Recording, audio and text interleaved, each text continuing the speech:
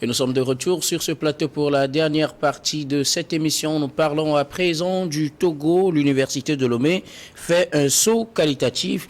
L'Université de Lomé figure une nouvelle fois dans le top 200 des meilleures universités africaines. Selon le classement Unirank des meilleures universités, l'Université de Lomé se classe au 131e rang sur 200 meilleures universités en Afrique et est 13e en Afrique francophone, 3e en Afrique occidentale francophone. Et donc, un progrès peut-être à mettre à l'actif des réformes à l'université. Je vous pose la question principale. L'Université de Lomé fait-il un saut qualitatif, Jérôme? Oui, mais ce sont les résultats qui le disent. C'est vrai que depuis un moment, le président de l'université, M. Kokoroko, est en train de faire des efforts, en tout cas à mon avis assez louables, puisque je l'ai interpellé à plusieurs reprises. Je lui ai même posé des questions par rapport aux étudiants, le lendemain des étudiants, mais je crois que depuis un moment, je crois que les choses sont en train d'être changées progressivement et ce sont les résultats qui viennent confirmer les efforts de M. Kokoroko. Je crois qu'il y avait 3 ou 2 jours, peut-être hier ou avant-hier, je lisais, il avait lancé encore des concours pour, comment appelle-t-on, la licence en génie civil, etc. Je crois que c'est une bonne chose parce qu'avant, on fabriquait les diplômés sans emploi. Aujourd'hui, avec cette nouvelle réforme, je pense qu'avec le niveau licence, l'enfant qui sort avec peut-être un master pourra déjà commencer par faire quelque chose. Beaucoup de choses d'ailleurs, et c'est ce que j'ai beaucoup apprécié par rapport à ce que M. Kokoroko fait. Mais j'ai un petit bémol, parce que dans la sous-région ouest africaine aujourd'hui, et là je vais revenir au niveau du ministère de l'enseignement primaire secondaire, c'est seulement au Togo qu'on a encore le probatoire comme examen. Comme examen, alors qu'en réalité, le probatoire n'est pas un diplôme. Si on a pu suspendre le probatoire dans presque tous les pays de la sous-région, pourquoi est-ce qu'au Togo, M. Kokoroko ne peut pas faire des efforts dans ce sens-là? Et je crois que s'il arrivait à le faire, il serait dans tous les cas complet. Il est en train de faire également des réformes au niveau de l'enseignement primaire secondaire, etc., avec tout ce on voit des décisions, les prises de sanctions, les communiqués par rapport à ci, par rapport à ça, ben, il y a encore des choses à faire. Il y a aussi l'état de nos établissements, de nos établissements scolaires, si je suis encore toujours au niveau du ministère. On a beaucoup de soucis par rapport à nos établissements scolaires publics et que M. Kokoroko doit encore faire des efforts dans ce sens-là. Je crois que tout ce qu'il est en train de faire à l'université, c'est déjà bon pour l'image du pays. Qu'il soit au complet, il faudrait qu'au niveau du ministère, qu'il fasse aussi plus d'efforts que ce qu'il est en train de faire. Les sanctions, c'est bien, mais faire d'autres choses pour quand même arrondir ou faire proportionnellement les choses, je crois que ce serait encore mieux. Merci beaucoup, Jérôme. Eric, le Togo, l'Université de Lomé fait un saut qualitatif. Oui, en effet, Jérôme a planté le décor en disant que depuis l'arrivée du professeur Kokoroko à la présidence de l'Université de Lomé, il y a beaucoup d'efforts qui se font au niveau d'abord de l'enceinte. Nous voulons parler du cadre de vie. Et après, maintenant, au niveau de l'enseignement qui est donné à l'université de Lomé. Et donc, on en parle aujourd'hui parce que il y a un classement Unirank qui met l'université de Lomé à la 131e place sur 200 universités évaluées. En réalité, elles sont plus de 200 universités parce que au Togo, il y a 4 universités qui ont été également évoluées. Mais évaluées, en réalité, c'est que ces universités répondent aux critères Unirank de classement des universités africaines. Au fait, c'est également des universités mondiales, hein, parce que Unirank ne fait pas que pour l'Afrique, mais pour le monde entier. Et donc, l'université de Lomé avait à ses côtés l'université de Kara, l'université UKO et une université de technologie. Et donc, les 4 universités étaient parmi les universités qui répondaient aux critères. Lesquels critères sont, entre autres,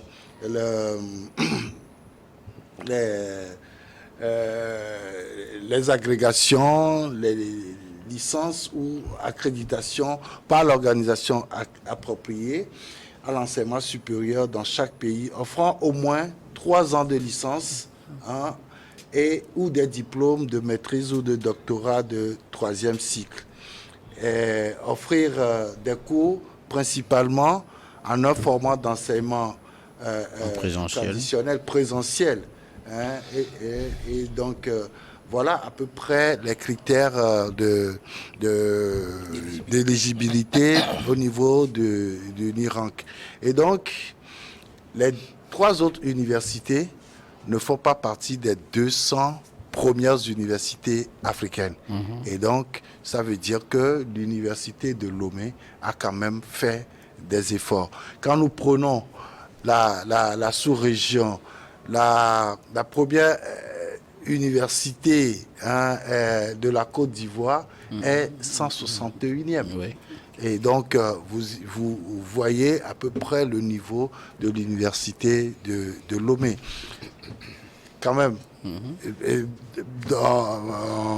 parmi les universités de la sous-région, c'est la première université, c'est l'université d'Accra, qui est 11e dans ce classement. Et donc, c'est dire que des efforts se font. Et moi, je dis clairement que si on continue sur cette lancée-là, l'université de Lomé va faire encore mieux. Et donc, effectivement, tu fais partie du corps enseignant quand même. Hein? Et donc, externe, oui, pour le moment, tu en viens. Tu es sur la bonne piste. Hein? Et donc, je crois qu'il faut faire des efforts encore dans les enseignements. Et Jérôme parlait tout à l'heure d'un concours de diplôme qui a été lancé. Je crois que c'est déjà une bonne chose. Ça va permettre à l'université de Lomé de faire des bons. Il faut souligner également que chaque année, ce classement-là existe. Mais jamais aucune université togolaise ne figurait parmi les 200 premières universités africaines. Bon, pour les dernières années, puisqu'on va revenir sur les performances de l'Université de Lomé tout à l'heure, mais bien avant, je viens à vous, Credo Toté, vos appréciations. L'Université de Lomé, 131e université parmi les 200 meilleures en Afrique. Oui, non, je dis que le travail paie. Le travail paie, donc les lauriers doivent être lancés à toute la présidence de l'Université de Lomé, en commençant par le leader qui est le professeur Kokoroko. Donc ça fait honneur au pays, ça fait honneur également à la sous-région parce que c'est la première fois qu'on parle d'une université togolaise qui soit reconnue en termes de qualité d'enseignement, de pédagogie, d'agrégation, donc tout le mérite revient. Et là, ce n'est pas du jour au lendemain qu'on est arrivé à ce niveau, c'est parce qu'il a fallu qu'on fasse des réformes, qu'on fasse également des concessions, qu'on fasse des efforts.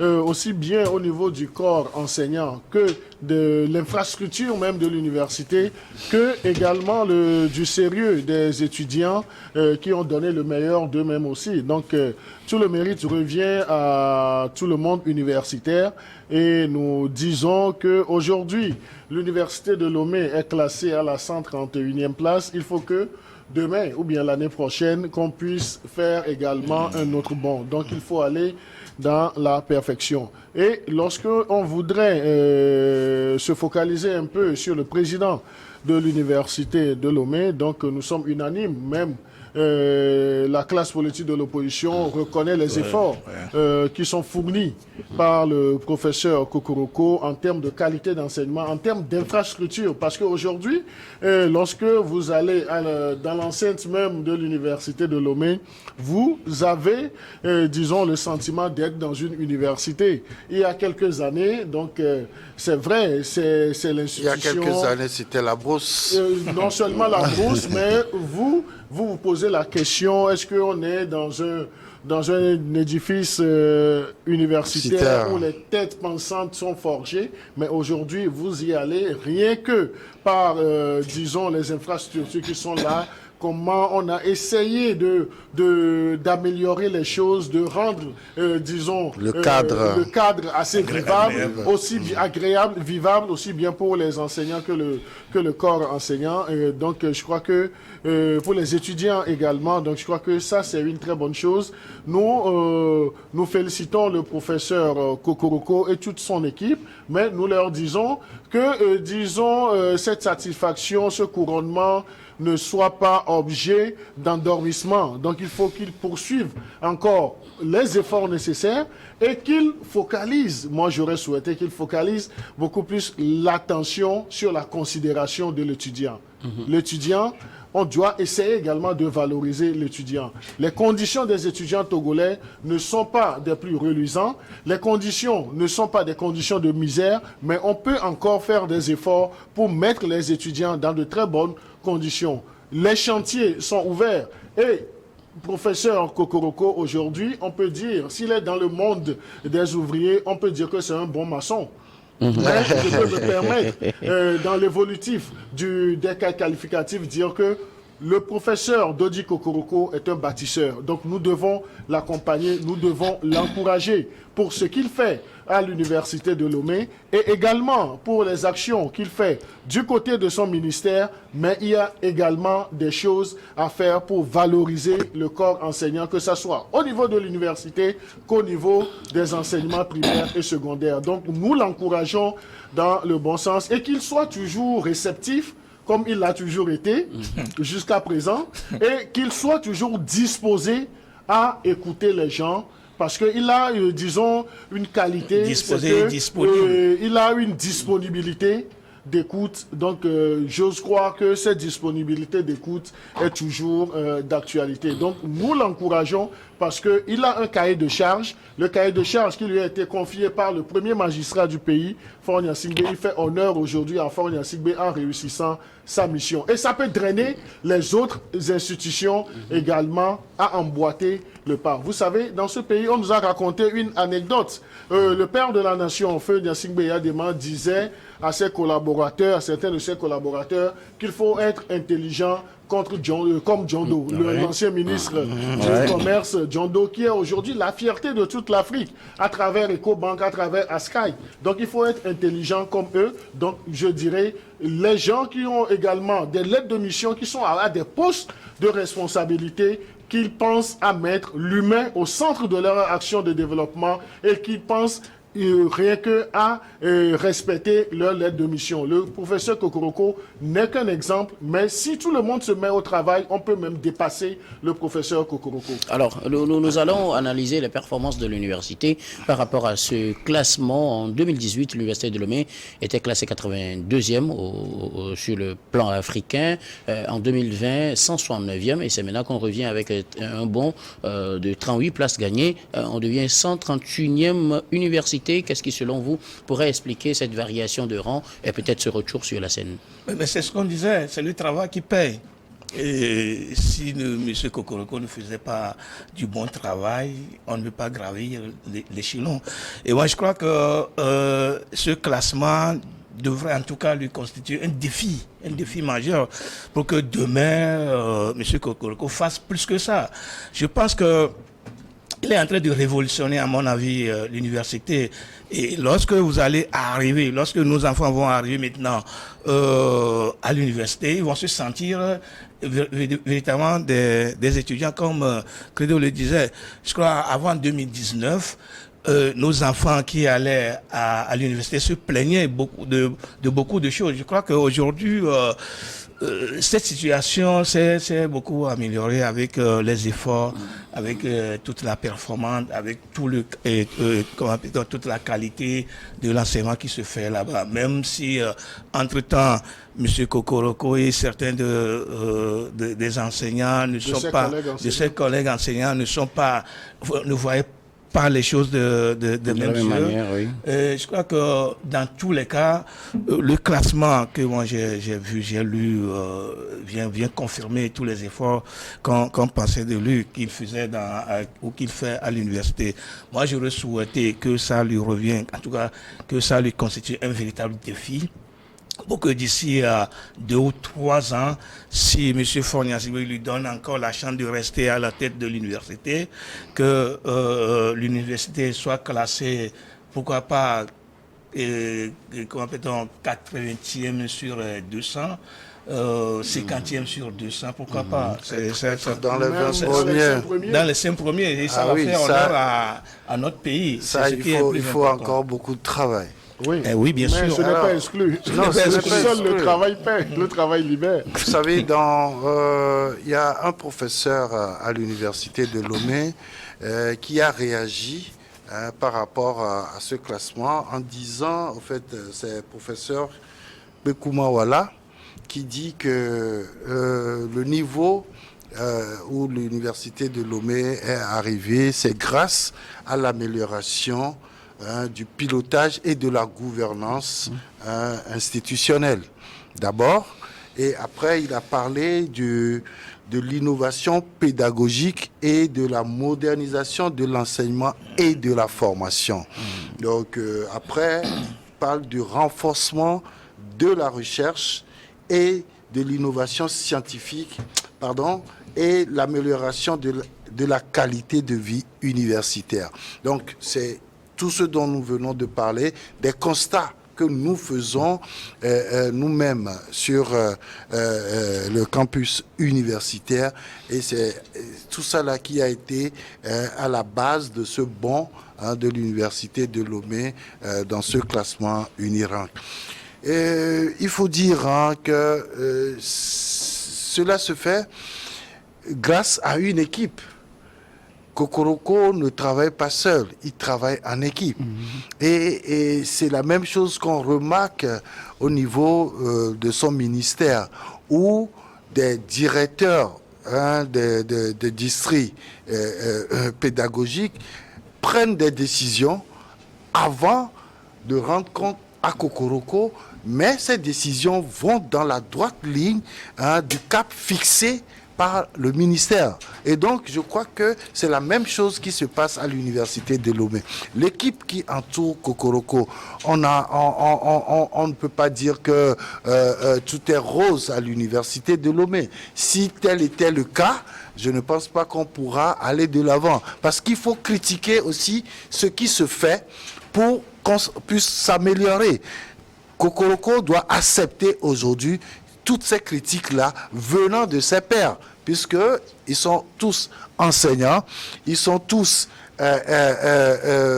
pédagogues, ils sont tous universitaires. Oui, ils sont tous universitaires. Et donc, je crois que chacun a sa manière de voir les choses, et il faut que cela se fasse véritablement dans un cadre de concertation, de dialogue, pour que nous puissions aller de l'avant. Je crois que Kokoroko doit comprendre cela, et je crois que s'il veut que l'université de Lomé soit parmi les 5 premières universités africaines bientôt, d'ici 3 ans, moi je fixe une période pour lui. Je crois qu'il doit écouter tout le monde. Et entre frères, on peut ne pas s'entendre sur certaines choses, mais avec le dialogue, et la concertation, je pense qu'on pourra aller de l'avant. C'est le lieu de dire aussi que ce qui se fait aujourd'hui dans l'enseignement en général dans notre pays, c'est parce qu'il y a des bonnes volontés aussi qui poussent, qui essaient d'apporter leur contribution à l'édifice national. Je veux parler de cette organisation qui honore les jeunes filles, qui les pousse à aller vers la technologie. C'est la reine des sciences et des technologies que l'honorable Abira Bonfo organise chaque année. Là, il y a le concours est déjà ouvert, les filles ont déjà postulé. J'avoue que il y a un engouement vraiment auquel l'on ne s'attendait pas. Tout simplement parce que l'année dernière, on a vu des filles qui ont reçu des bourses d'études. Et là, ça permet à ces filles-là de continuer, parce que c'est des filles qui ont eu, par exemple, 18, 19, 17, mais au bas, c'est 15 de moyenne au BPC. Et là, surtout, qui ont eu des moyennes 18, 19, 20 dans les matières scientifiques. Et donc, je crois qu'il faut que tout le monde apporte sa contribution pour que l'enseignement au Togo soit ce qu'il doit être. Alors, ce classement, avant que je vous donne la parole, vous pourrez profiter et dire ce que vous aviez à dire. Ce classement aussi suscite certaines interrogations. C'est la place qu'occupent les universités francophones de façon générale sur le continent.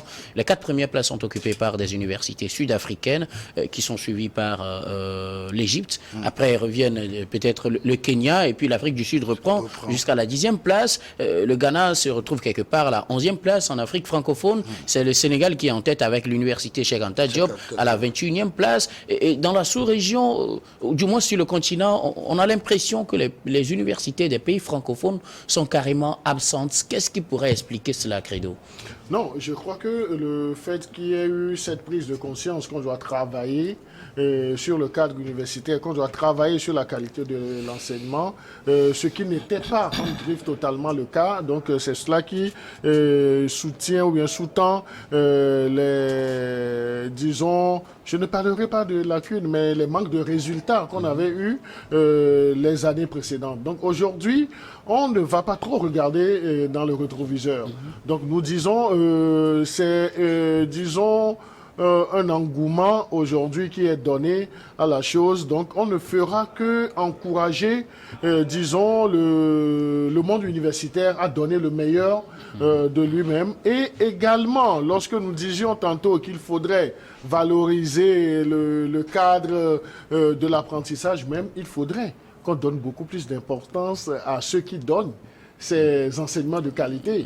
Il faut que nos professeurs d'université soient dans de très bonnes conditions de travail, comme ça va leur permettre de libérer assez aisément, disons, de la matière. Donc il faudrait que nos professeurs d'université, on ne dira pas, donc nul ne peut être totalement à l'abri du besoin, mais que les conditions soient véritablement réunies. Et c'est lorsque vous confiez une mission à quelqu'un, vous lui donnez les moyens, vous êtes en droit d'être exigeant sur les résultats. Donc il faudrait qu'on donne assez de moyens au corps professoral et qu'on leur demande que les résultats qui doivent être concluants en fin d'année reflètent en fait tous les moyens qui sont mis à leur disposition. Parce que si l'enseignant est mis dans de très bonnes conditions, donc il voudra exceller et il voudra également qu'on dise à la fin que dans sa faculté, que c'est la première faculté en termes d'évaluation. Donc il faut encourager tout cela. Maintenant, je voudrais faire un crochet pour insister un peu sur ce que l'aîné Eric Johnson a dit. Il y a la fondation de Madame Abira Bonfo. Oui. La fondation Assal. La fondation Assal. Ça, c'est un travail qui est fait, qu'on pouvait faire. L'existence même de la fondation Assal doit, disons, mettre sur le carreau doit annihiler, disons, ce qu'on nous fait, qu'on nous montre les cuisses à chaque édition pour dire on fait Miss Togo, on encourage, disons, la perversité. Donc là, on peut aujourd'hui investir dans le travail qui est fait. Donc je ne dis pas que exclusivement il faut donner de l'argent à cette fondation, mais le travail que cette fondation fait en encourageant les jeunes filles, les jeunes à aller dans l'excellence au niveau des études, on peut essayer d'encourager cela, on peut valoriser cela. De capitaliser cela que de nous offrir, on dirait du Palais des Congrès, une soirée Miss Togo, où quand tu écoutes même l'expression des candidates, tu te dis, est-ce que ça, ce n'est pas une vitrine, une malheureuse vitrine qu'on donne du Togo, alors que le Togo, ce n'est pas ça. Le Togo a des têtes bien pensantes. Donc là, si le travail de la Fondation Ansal est soutenu, ça peut laver un peu tout le déshonneur qu'on a avec le concours Miss Togo. Jérôme, dans tous les cas, on ne va pas dire que nos enseignants n'ont pas de bonne formation parce qu'ils ont été dans les mêmes écoles que des enseignants des autres universités. Oui, d'autres universités anglophones. Tout le problème, c'est que les meilleures conditions qu'il faut quand même avoir pour les enseignants manquaient. C'est aujourd'hui qu'on est en train de prendre conscience. Et lorsqu'on a commencé par prendre conscience, vous avez vu les résultats. C'est pour ça que nous encourageons et du haut du pays, c'est-à-dire depuis le chef de l'État jusqu'au professeur Kokoroko, à redoubler d'efforts et à mettre les moyens nécessaires pour quand même permettre à ce que nos enseignants soient quand même très à l'aise dans leurs fonctions et pour quand même transmettre leurs connaissances à nos enfants, puisque nos enfants constituent la relève de demain. Si on n'a pas quand même une bonne éducation pour nos enfants, je crois que le Togo n'a pas un meilleur avenir. C'est pour ça qu'il est fondamental de mettre dans des bonnes conditions les enseignants de l'université comme le corps enseignant, les enseignants secondaires. C'est très important. Si on veut quand même avoir un meilleur avenir pour le Togo, il faudrait que véritablement les enseignants soient dans de bonnes conditions pour pouvoir transmettre leurs connaissances à nos progénitures. Merci beaucoup à vous. Alors, il faut aussi dire que dans les universités francophones, on fait beaucoup trop de politique. C'est ce qui fait peut-être qu'on n'a pas les résultats qu'on a dans les niveaux universités anglophones selon vous. En tout cas, c'est bien noté. Nous allons mettre fin à cette émission. Merci beaucoup à vous, Eric. Je rappelle que vous êtes journaliste, directeur de publication du journal L'Union. Merci d'avoir répondu à notre invitation. Merci également à Jérôme Soussour, journaliste, directeur de publication du journal. C'est un plaisir de le retrouver autour de ce plateau avec Credo que j'ai plus vu il y a très longtemps. Ah ouais, j'ai la réputation de rassembler des gens qui se voient. Un homme d'affaires. C'est véritablement un plaisir, un plaisir. Le vendredi prochain, je crois qu'on serait encore à 3 ici autour. On l'espère bien. Merci également à vous, Credo Tétéo. Je rappelle que vous êtes également journaliste. Vous êtes au journal Le Médium. Merci, Guillaume. Merci beaucoup à vous, très chers téléspectateurs, d'avoir été des nôtres. C'est la fin de ce numéro de Regard Croisé, le dernier de cette semaine. Je vous retrouve la semaine prochaine avec le même plaisir pour d'autres numéros.